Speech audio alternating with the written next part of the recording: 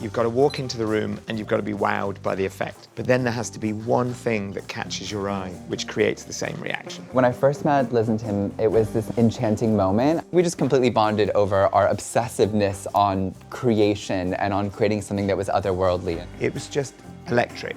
As an idea formed, you could sense it between us. We didn't need to show anything. The first season with them, we were upcycling past prints. We were still creating and still making new things, but it was really based on the DNA of what Fromental was about.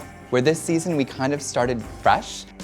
One departure from the first time we worked was to start with something that you had found. Harris mentions something or an idea is mentioned and we go straight to the books, straight to the shelves, find the detail, find the history. When you mentioned lace, it's like, hang on, naturescapes, lace, 19th century Nottingham lace. I think that's why also I just love you guys, because it's never like, oh, is it just kind of gonna be a swallow? It's like, here's my book on the complete hundreds of different species that live within a species. It was just so extraordinary, the level of detail, even down to the flower. A meeting with Lizzie and Tim is just like the most ultimate and iconic play date. These days I don't get to develop so many designs from scratch, so it's a very personal design for me, this one. Honestly, the level of detail to build that up on the Dupion, it was incredible. Me and the entire team were speechless, and you can also imagine the nerves of everyone when we were like, you're cutting gold. You're cutting gold.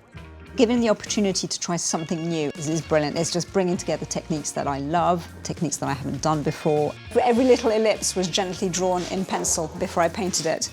There's so much layering and detail, and it's all those small components. We wanted to do a wisteria for absolutely ages, and we just didn't know which way to approach it. When you showed me that tiny little bit image, it's like, that's it, we have the wisteria. Everything is all basted and it's all created on the mannequin. It's like a 3-month process from start to finish. When I saw the final result, I mean, I cried. I think we take these things, or these old things that got this trope of being something, and completely reimagine them in a contemporary, modern way. The scale of this for a wall, I think, was just so bold. Such a wild and playful reaction within the brushstrokes. I think we didn't want it to feel like, oh, we're doing an animal print. It was completely inspired by the lace books, by your incredible archives, by historical touch points. We're entering into a bit of a maximalist era. I think it's about people living a bit more unapologetically. And I think Fromental does that so well. To find somebody who matches your enthusiasm about what you do, that's rare.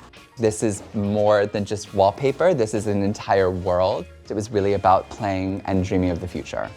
Taking what you would almost say is kind of like home couture, and then what I do, demi-couture, and blending them together, almost breeding them in a way. I find it really extraordinarily exciting. So without saying too much, I think people can expect quite an extraordinary little collaboration coming. I'm basically giving it all away, but you know, something exciting is coming.